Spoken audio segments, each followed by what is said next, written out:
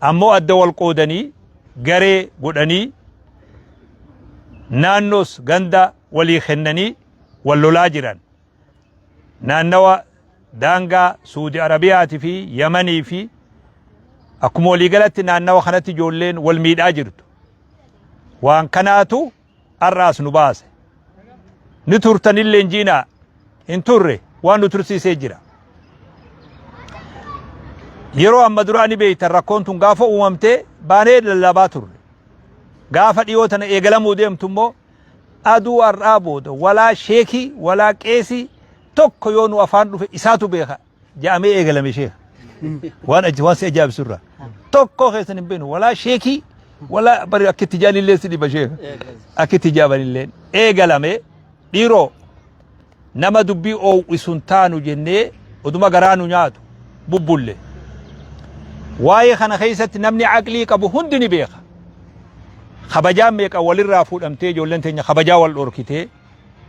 lubbuu walillee dhiiga walii dhangalaaftee waan dhalti ilma namaa tokko walirratti hin dalayde tuniree waan hiikaa biroo barbaachisuumi abbummaan fedhe namni duniyaa tanarra jiru namni aqliinsaa fayyaa qabdu namni waan san qeebaluun jiru keessaawuu wanni garaa nama nyaatu joollumti hawaasa tokko joollumti ootaa fi dhaloota tokko hoggaa waan kana walirra dalaydu irra nama ajaa'iba irra garaa nama nyaatallee kanaafuu yaa ijoollee teenya hanga dabreewu rabbummaan rahmat isaatiin nu haa dhaqqabu akka warra baha Itoophiyaa jirutti waan kana daqiiqaa isinitti amma lallabnu kanarraa kaase bakkuma jiru tanatti akka dhaabdan isin gaafanna akka abbaa tokkotti akka obboleeyyanitti akka ilmaanitti ijoolleen tun hundi ilmaan keenya rakkoo tana akka bakkuma jirutti dhaabdan nama karaa adda addaatiin booji'amaan duniyallee seera qaba akkanuma ufumaa wal boojitanii harkaa wal qabdan namoota qulqulluu waan tokko hin balleessin namaa wal lolellee quban qabne oduma karaa deemuu qabame waan rabbiin subhaanahu wa ta'aalaa walaa taziru waaziratu wizra ukhraa lubbuun takkalleenu dilii nama tokkorraa hin gaafatamtu toju waan abbaan kiyya balleessirraa ani hin gaafatamu waan ilmi kiyya balleessillee irraa hin gaafatamu akka shari'atti waan kutaa takka balleessiteef kutaa takka adabuun seera takka ilma namaatii fi seera rabbii keessallee hin jirre waan ta'eef wanni kun dallansuu biroo nutti fida namallee nutti kofalchiisee nullee qaanfachiisee salphannee akkatti deemnu wallaallee kanaafuu waan kana asumatti dhaabaa gara nagayaa gara waltahuu gara fixatuu gara sitti akka nuu deebitan asumaanuu dhaamsa dabarsuu barbaannaa mirga kiyyaan gaa tarreetti dhiira hedduu jira Sheekh Jamaal irraa kaafnee dhaamsa wal fakkaataa isiniif dhaamna maqaa hawaasa keenyatiin galatooma jazakumullah السلام عليكم ورحمة الله. وعليكم السلام شيخ أنا من أرجو جدا جلالي. لك ربي مرجع يقول إنت برسي كتابتك كسي كتابتك كسي.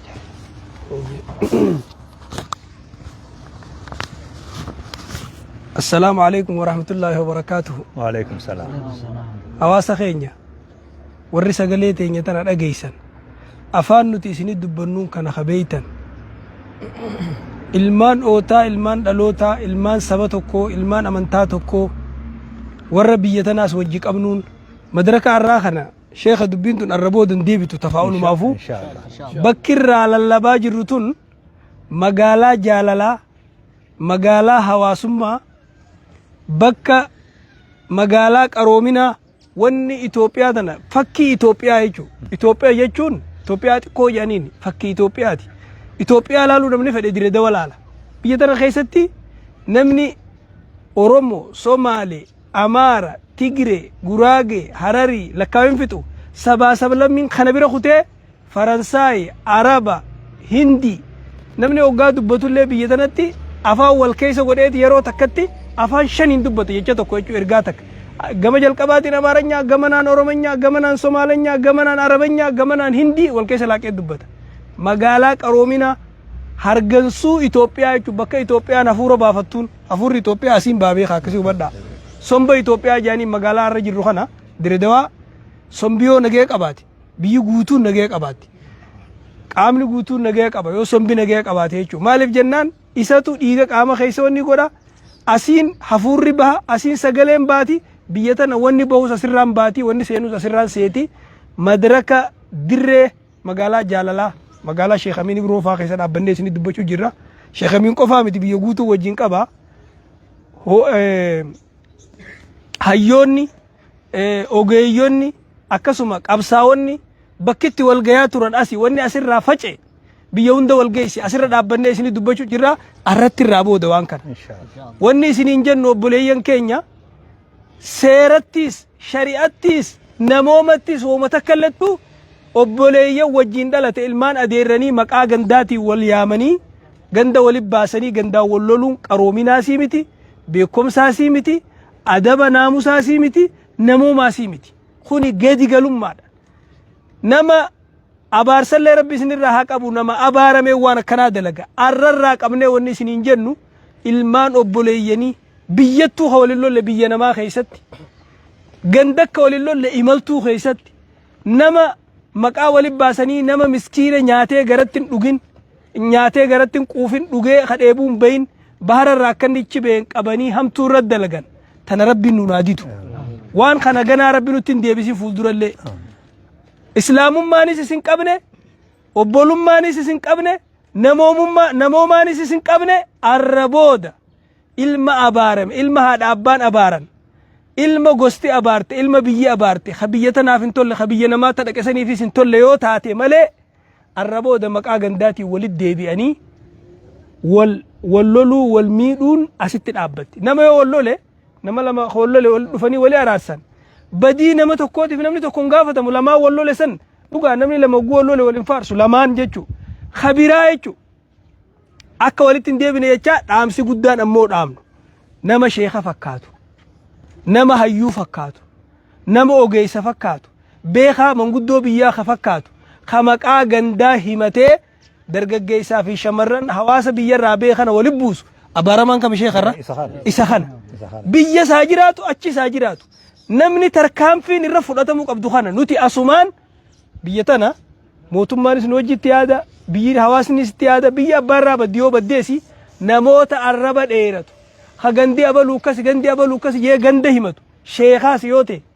manguddoos yoo ta'e abbaa qabeenyaatis yoo ta'e hattuudhaa nama biyyaaf hin tolle nama sa'aan tolle alaamanaan tolle maatii waatiin tolle